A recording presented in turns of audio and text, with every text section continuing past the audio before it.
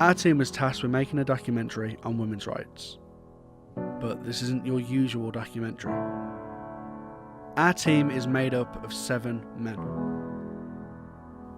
And perhaps we're not the most informed on this topic to say what's what or how to go about achieving equality and equity.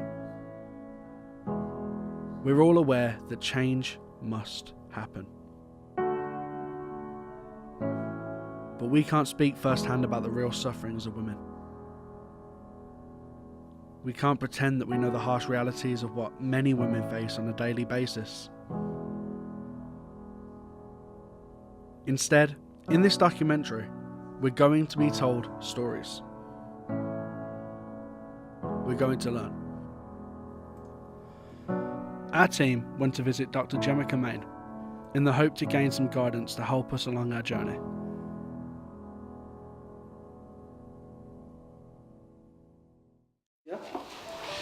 So I'm Dr. Gemma Main, lecturer in media theory here at Birmingham City University. My background is in media and cultural studies. My research interests kind of focus on alternative constructions of femininity. I consider myself as a feminist, and what a feminist is depends on a range of circumstances, who you are as a person. So my definition of feminism and the rights that I want to shout about and help work towards is dependent on my context and a range of other contexts as well. So who I am as a researcher, who I am as a feminist isn't the only voice, but that's who I am. So our documentary is based on the specific topic of women's rights. So in that aspect of things, how far do you think we've got left to go in society to change that? That's a really complicated question. In terms of women's rights, you've got a range of individuals saying that women aren't just one set category. I'm a white woman, I'm middle class. I've come from a working class background, but because of my job and status, it's made me into middle class woman. So my rights and the oppressions that I have faced is different to other women's lack of rights and maybe lack of privilege. I experienced discrimination because of my gender due to when I was in working in primary schools. I have tattoos. I spent a full term working once a week, teaching several classes, and no one said anything. And then when I was in the middle of a class in the school hall, the secretary told me to go into the deputy's office. The deputy's office was the door opposite the door to the hall, so I had to go and sit in an office in front of a man to tell me that I had to cover up my tattoos while my class was being distracted by someone else. And several weeks later, most of the other guys from my company who had tattoos on their arms were just walking around with t-shirts on, and no one said anything to them. And I always got sideways glances if I was pushed up my sleeves of my shirt and you saw part of my tattoo. It was really it just annoyed me a lot, because I was why am I being judged just because I've got tattoos and I'm a girl? So women's rights and the women's movement is very complex. If we're looking at the waves of feminism, so say from the first wave with Emily Pankhurst, etc., getting women the right to vote, that was only particular types of women. And you've even got a lot of black feminists and other feminists as well saying, there are absences in terms of other women's voices in the movements of feminism and women's rights as well. So the movement towards getting kind of the vote being recognised as having or should have kind of equal rights at work, equal pay, is an ongoing thing. And although legislation is helping towards greater visibility of women's struggles, what women face in their everyday lives, in their working practices, can be a bit more complicated. So we might have a range of rights that have happened and are recognised by law, but how these are practised in workplaces on the streets is a little bit more complicated. So for some women, they've always had privilege. And also we mustn't forget that some men don't have privilege. You know, men are also victims of patriarchal structures. Men are also victims of kind of white oppression as well. You know, working class men don't necessarily have the same rights as, say, a middle class billionaire. You know, and it's looking at how the movement and rights is, again, a complicated thing. And although there is a direction now to shout out about more issues, how we think and talk about those issues is quite complicated. Yeah. As you said earlier, you mentioned about the equal pay. There's a big difference there. That's been spoken about a lot recently in a lot of popular media as well. Are there any other issues that you think should be spoken about a lot more in that way? I think there's an ongoing debate and an ongoing discussion around equal pay, and it's terrible to think that where we are now in terms of companies saying yes, we give women their rights, they're paid equally. You know, we want them to come into our company and have, you know, a progressive career, but it's all tokenism sometimes, you know, and that debate around equal pay is still going on. And also, you know, if companies are paying, say, lip service to wider discussions because they don't want, you know, customers or consumers to go elsewhere, they want them to buy their products still, they don't want any negative kind of press around their unequal practice in the workplace. I'm going off on a tangent here. I mean, it's all relevant though, isn't it? Yeah. It is. That debate around, you know, having equal access to pay, having equal access to opportunities, isn't something that all women may face. And again, you've got to look at intersections in terms of someone's identity. If someone's gay or black or disabled, what are the kind of barriers they face in terms of work progression? Is it just about their gender, or is it other aspects of their identity that are holding them back? And that's why intersectionality is an important area to recognise, you know, those multiple barriers that people face. So I've been discriminated quite a lot through my life because of my gender, being female. One time I can specifically remember is about a year ago when I was at university in London. I specialise in television and I especially specialise in like camera work. So I was going on a location shoot, and it was me and about 5 guys in my group. And because I was the one who was the camera man or the camera person, I was meant to be the person who was doing all the camera work. But the guys then sat me down and said, well, you know, Sophia can't be doing the camera work because she has to carry all the equipment and she can't do that because she's a girl. So I just felt really little, and that they felt like I couldn't do my role. Whereas that's what I've always been working towards and what I want to do in the future. And it just made me feel so small, because they're lads, they think, oh, well, they're stronger, they can carry all the equipment, whereas I can do just as much as them, if not better. So that's probably the one time where I felt really discriminated. To wrap up, if there were 3 things that you could tell our crew to do in order to hopefully one day achieve that goal of equal rights for everyone, what 3 things would you say that we need to do in order to help achieve that? Always be open.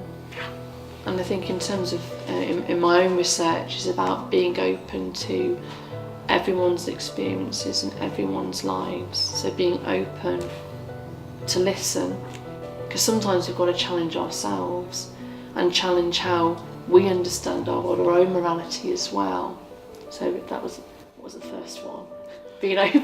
Being open, second was listening. So being open to listen, and I guess the third one is see life as an ongoing journey, because you're learning things all the time. And I think if you're open and you listen and you're going with the flow, then you're more open to see, you know, how people are experiencing their lives, and in developing that empathy around listening, around being open to people, will offer everyone a way and means to understand what they can do in terms of helping people's rights. I mean, sometimes we might not be able to change the law, but on an individual level, to look at someone and say, I hear you, or to look at someone and say, I recognise you on your own terms, or to look at someone and say, you know, who you are is beautiful, is a transformative thing.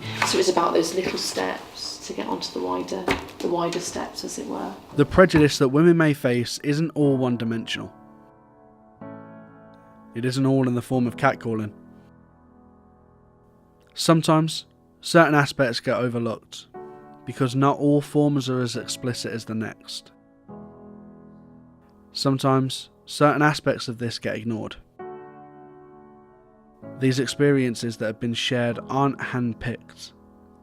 This is everyday life. There isn't a measurement for the level of prejudice faced. There's no instance where it should have been glazed over. We could interview countless women, countless times, about the countless experiences that they have endured, but we want to try and change that. I think we've took a lot from this experience. We've spoken to numerous people with very interesting stories, and obviously I can't speak for you guys, but I think I've took a lot away from this that I feel I can take into later life and do what I can to help develop. But ultimately, one individual person cannot make that big of a change. It's something that has to go gender-wide. We all have to play our part in it.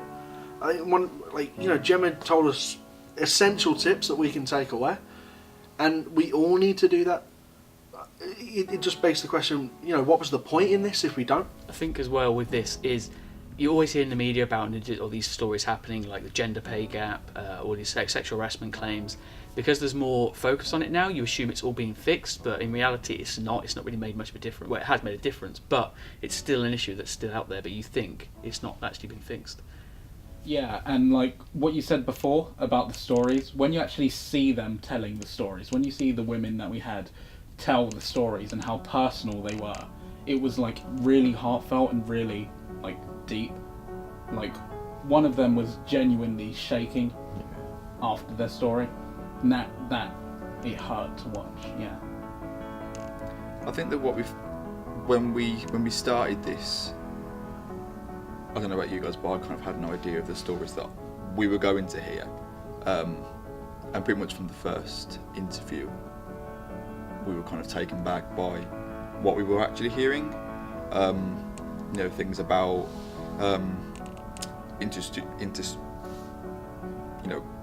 sexism inside an institute, from sexual harassment. I don't think we were quite ready to hear that in a sense. I think we had an idea of what we were going to hear, but that was how deep it was. We were quite taken back. Yeah, and I think, to build on that, I think it is the kind of thing where, I don't imagine any of us went into this completely blind to what goes on. But, you didn't come out of it in the same position. You didn't come out of it thinking, exactly the same as like, yeah, I understand there's a bit of a problem. You actually realise, the extent of it, and I wouldn't even say to its full extent. I say, what we've seen has opened our eyes, but it's only shown us, one aspect of everything that does go on, one area of it all. I do think we should definitely thank each and every contributor that we had. Yeah. I mean, the fact that they were so open to just tell us these stories, which, to all intents and purposes, most people just wouldn't feel comfortable telling. That's got to be respected, because it's not only assisted us in putting a message across. It's a good scenario, because who knows what this will achieve? Who knows who this will reach? and the fact that they've been so comfortable telling their stories, which, I'll be honest, if it was me, I wouldn't want to tell. I wouldn't be comfortable telling that to people. It is just shocking how people do have these stories, though. Everyone has a right to a safe life, a comfortable life, a safe workplace, and it's just absolutely appalling that not everyone does. And like you said, they can carry on fine after, but that shouldn't be the case. Everyone has a right to be able to be comfortable with what they do in life. Yeah. At the end of the day, what we want to do is we want this to change. We want it to stop completely. Like, it shouldn't be acceptable for those kinds of things to happen in the workplace. They have a right to go to work and not be harassed, not be catcalled on the street, not have any of this stuff happen to them. But in there lies the actual problem. I mean, we made this on the basis of not for shock value, but to inform. But I think we can all agree that as a gender we don't do enough.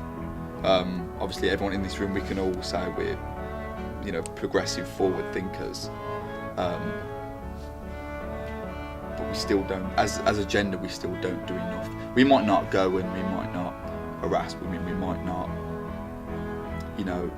try intentionally single them out, but I think a lot of people need to speak up when they do see it happening, especially with sexual harassment. I mean, for people to sometimes turn a blind eye, they are worse, if not, the same. I think you have to speak up, you have to put yourself on the line, otherwise you're not helping at all, really. If I may just say, I do think that's exactly why these conversations need to be had amongst people.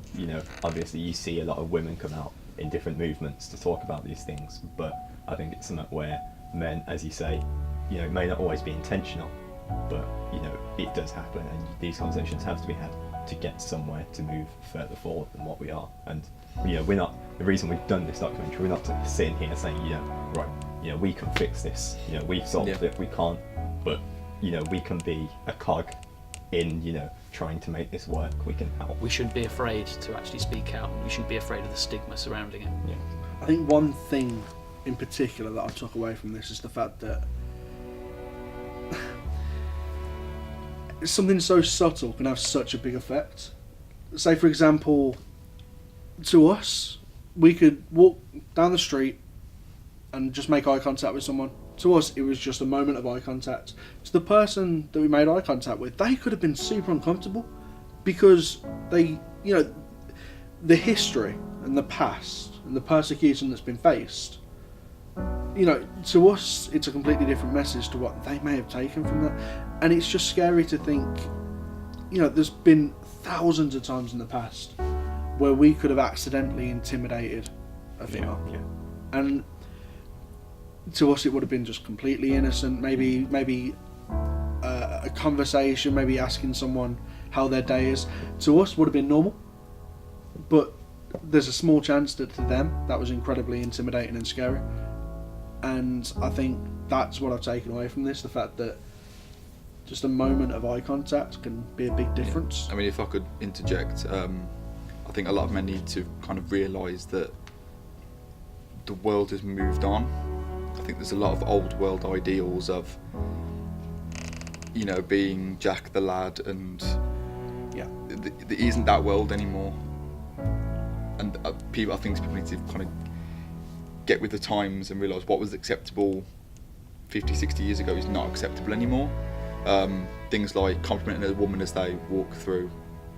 A couple of years ago, society would have looked on that and said, oh, that's just... Exactly. But it's not that world anymore. Boys will be boys. Exactly, that mentality doesn't help. And stuff like boys will be boys mentality, that can now lead very sinister, and that can lead into sexual harassment, maybe even worse. I think it goes without saying that, we've learned to some degree. I think not to the degree that we could do, and not to the degree that we hope everyone does eventually.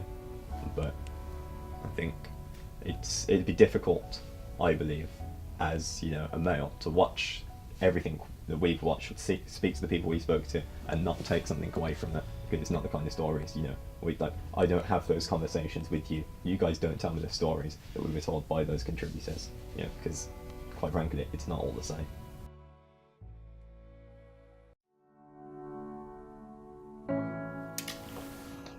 There's been quite a few instances that I've had issues with my gender, especially being a black female. There's like intersectionality between the two.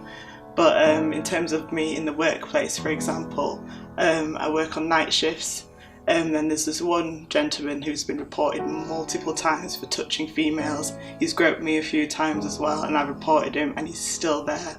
And he's been like suspended, he's been brought back again, and the managers are just like, oh, that's just him, it's just his personality, and then we basically as females get ignored. And especially I've had instances of me being in a heavy metal band as well. People don't take me seriously, especially being a black woman in a heavy metal band, which is a rarity.